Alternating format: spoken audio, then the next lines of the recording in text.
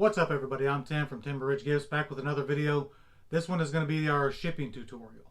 Now when I first started, one of the biggest headaches I had was shipping. A lot of things I didn't know, a lot of things I had to learn along the way. In the long run, I ended up spending a bunch of money that I didn't have to. So I thought I'd make a quick video, just show you some of the things that I've learned. Hopefully save you some headache, heartache, and money yourself. So before we get started, let me just say that this isn't going to be a video about how to ship your specific product. Everybody ships different things, whether it be candles or clothing that you make or anything that you make. I can't possibly know the best way for you to ship it. That's going to be up for you to decide, but hopefully this video will show you some of the options available so you can actually make that decision a little bit better and save yourself some money. Let's get a disclaimer out of the way. I know in some of my past videos you've heard me say that I work for the United States Postal Service. I'm a letter carrier, a mailman for lack of a better word. So let me just say that I'm doing this video as a private citizen. This video isn't produced or endorsed by the United States Postal Service. This video is not an effort to endorse or sell Postal Service products. It's just a video done by me, a private citizen, who happens to have a great deal of experience using products through the United States Postal Service, and I just happen to be a U.S. Postal Service employee. Alright, so that's out of the way. That was kind of boring, but hopefully it'll keep me from getting fired or getting sued. So let's jump right into it. Let's take a look at some of the products that we've got available to us. The first thing is probably the thing that you're most familiar with. It's just going to be these store-bought products that you ship with. You can get these anywhere. This is just an example of some of the ones that I have. There's 1,000 different kinds, whether it's bubble mailers or poly mailers. These boxes, which you can buy from different supply companies. We're going to skip over that, move past this, get this out of the way. Just because there's so many of them, I can't possibly show you examples or name any of them. But what I do want to show you is the products from the Postal Service that can make life a lot easier.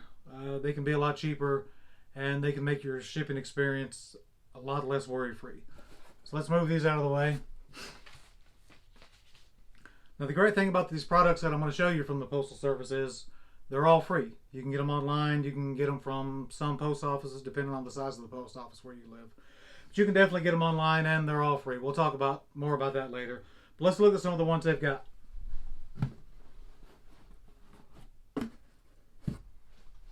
These are just standard boxes. There's no special rates attached to these. These are basically just free boxes. You can see the different sizes in them. I'm not going to sit here and read all the dimensions on them. That would make a pretty boring video. I think in the description I might list each one, and I'll put the dimensions for it there. And I'll put a link to the Postal Service store so you can check it out and see for yourself. But I want to keep this quick and as less boring as I can. So basically, these are just free boxes. To kind of put it in perspective, let's see here. This box that I buy for myself, I buy off of Amazon in bundles of 50. This box cost me about 80 cents a piece, whereas this one's absolutely free. The only downside to this is these are only eligible for priority rate shipping. When it comes to shipping through the Postal Service, there's many different classes of mail.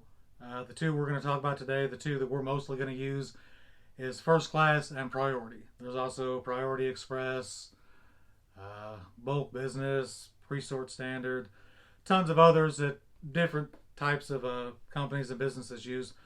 But as far as for just creators, people that have their own online stores, they do a lot of online shipping, this is mainly what we're going to use, the first class and the priority.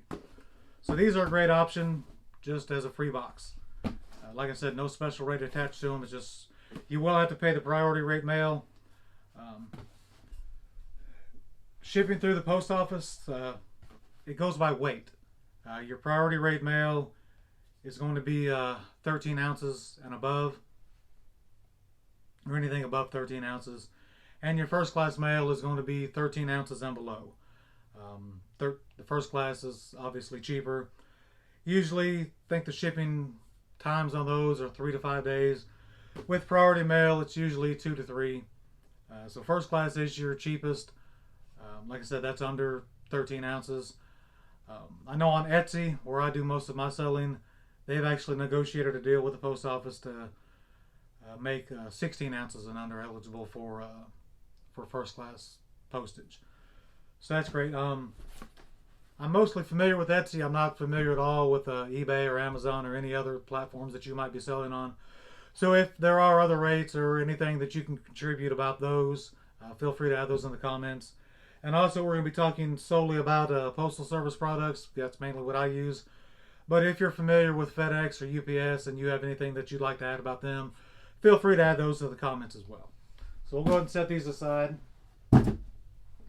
Next product available is the flat rate shipping boxes. You can see there are several different sizes. This isn't even all of them. This is just some of the ones that I happen to have on hand. Let's go through them real quick. Each one has a specific rate attached to it, regardless of where you're sending it, domestically anyway. So we have the just a flat rate envelope. You can see it. Like I said, I'll put the dimensions in the description. Now these, they ship anywhere, any weight. There is a limit on it, 70 pounds. Can't really imagine what you'd be shipping over 70 pounds that would actually fit in these. Like this, the weight limit on it is 70 pounds. I can't imagine what could fit in here that could be 70 pounds. But these are a great option. You have the small flat rate box. This ships for $7.20 up to 70 pounds. This ships for $6.70 up to 70 pounds. We have a medium flat rate box. They actually have two medium flat rate boxes. You have a top loading and a side loading. These both ship for $13.65. On the store website, I believe this is identified as medium flat rate box number 1. And this is flat rate box number 2. Same rate, basically just different setup of them to accommodate what you might be shipping. And the last is the large flat rate box. This ships for $8.90. Again, anywhere, any weight, up to 70 pounds. Now the great thing about these is basically, as a general rule, if it fits, it ships. So I think the website actually reads that the factory flaps have to close. But just because this is a flat rate envelope, or the flat rate envelope, doesn't mean it's strictly for papers and whatnot. You can actually fit something larger in here, maybe a candle or whatever. And as long as it's it can be bulky, as long as the factory flap actually closes, this will ship just like that. So this may end up being your cheaper option depending on what you're shipping.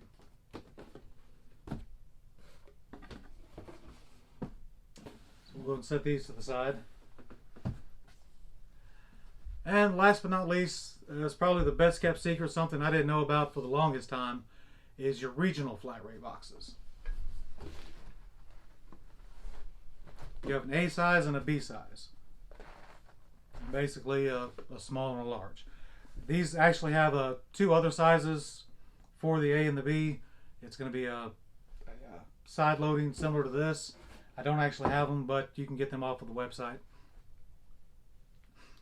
Now these are a little different. The rates go by the region that you're shipping to. So a lot of times this right here is going to be your cheapest option. The weights are a little different on it. I think for this one it is, the max weight on this is 15 pounds. Whereas the similar size for the flat rate is 70 pounds. So depending on what you're shipping, it can make a difference. And this is the regional B. The weight on this is, find it. Yep, should have definitely looked at this before I started the video. Max weight on this is 20 pounds. Again, it's substantial enough for what I ship that I'm never going to be able to fit 20 pounds of what I ship in this box. So the weight works great for me. But if you are shipping something heavier, this may not be an option for you. You may have to go up to the flat rate box up to the 70 pounds, but 20 pounds or less, this is most always going to be your cheapest option. I did run in, like I said, it goes by region. Each region, it goes up by price. Basically, the further you ship, the more expensive it is. I think once I ran into a situation where I was shipping to Oregon. I was trying to use this box, and I think it was going to be, $20-something. So I was able to move over to this box here. Actually, a slightly bigger box, pretty much the same size. But the flat rate on this was $18.90. So just by knowing the difference in the rates and my shipping options, I was able to save myself $3 or $4 just on that order alone. That was just a quick run through of the ones I have. I'm going to put a link to the USPS store, and there's tons of other ones that you can get for free. They will ship these to you. You can pick them up absolutely free. They basically just want you to use their service. They want your business, so to get that, they're going to give you the free box. If you're going to use our service anyway, it's a great deal. Not to mention there's great rates attached to each of them. Each of these comes with free tracking, free insurance up to $50, a few other goodies that I'll list in the description. It's really a great deal and a great option to use, something I wish I'd known about long before I started. Now, I said you can order these. They'll basically send you as many as you want, kind of. When you order them on their website, you can order them in bundle sizes. I think most of them are bundles of 10 or bundles of 25. A few of them might be different, but that's kind of the general rule of it. They do limit the amount that you can order with a single order. Like these, you can, I think it's bundles of 25. You can only order one bundle at a time. Now, I haven't tried it, back to back to back. So I don't know if you can just do your 25 on one order, then do another order, get another 25, and keep doing that to get what you need.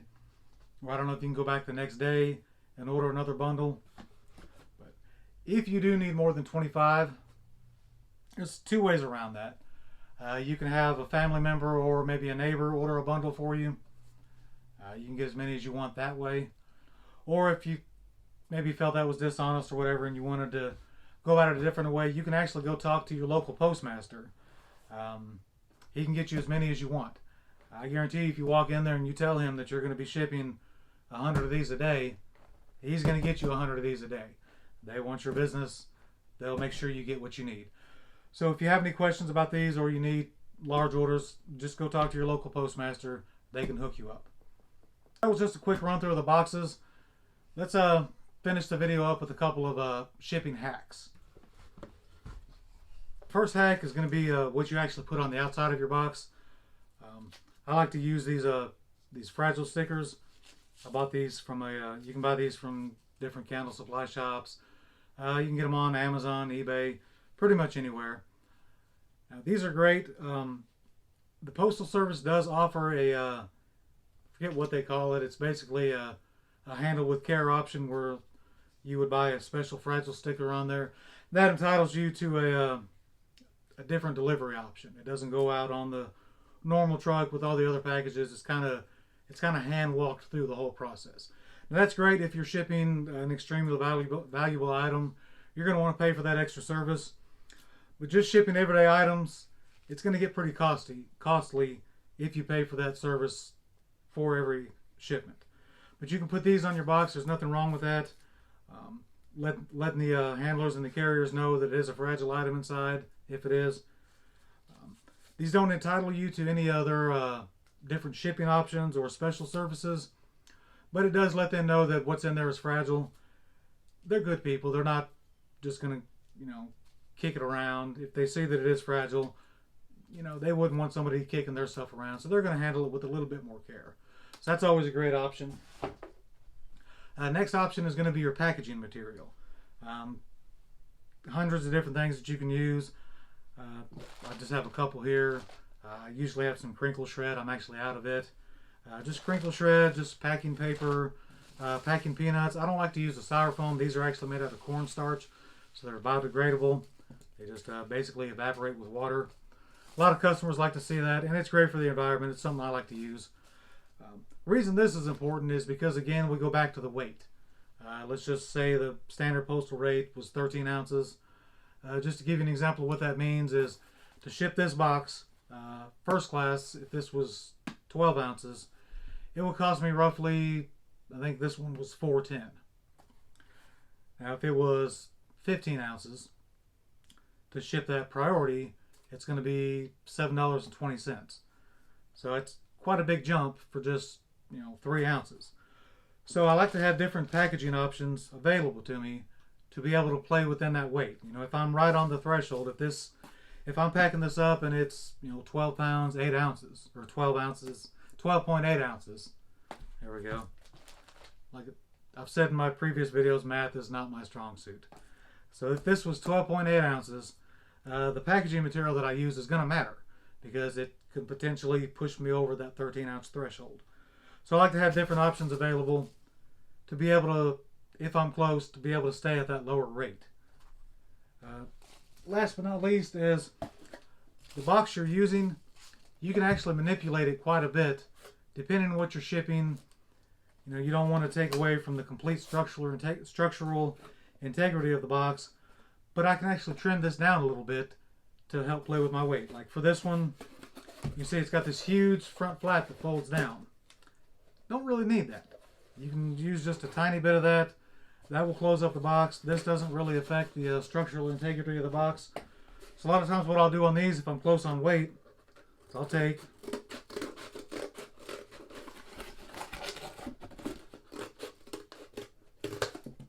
just cut that flap down. Box still closes great. I can tape that up. It'll be just fine. And I've saved myself, probably half an ounce, maybe a little bit more. If I'm close, that little bit of work that I just did could potentially save me $3 on shipping. So it's good to know your weights. To do that, a lot of people ask me in my other videos about my scale. This is the scale I use.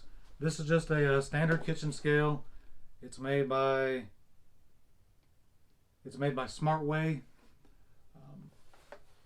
Just happened to be the one that I picked. There's really nothing special about it. I like it because it weighs in ounces and pounds and grams. It was nice and flat and out of the way, and a big enough surface to where most everything I ship can actually fit on it. So I'll put the link to where I got this in the description as well. So I think that's basically it. Like I said, when I first started, shipping was a massive headache. I spent way more money than I actually needed to, and I wish that I had seen some of these options when I first started. So hopefully this helped you. Like I said, I can't possibly cover everything involved with shipping. I said I covered most of the products available from the Postal Service. There are tons of others that you can see when you go to their store. There's several different shipping companies. I don't have familiarity with those. So feel free to comment if you see anything that I missed, or you want to add to something that I covered but didn't cover fully. So feel free to comment, and make sure you guys subscribe, and thanks for watching.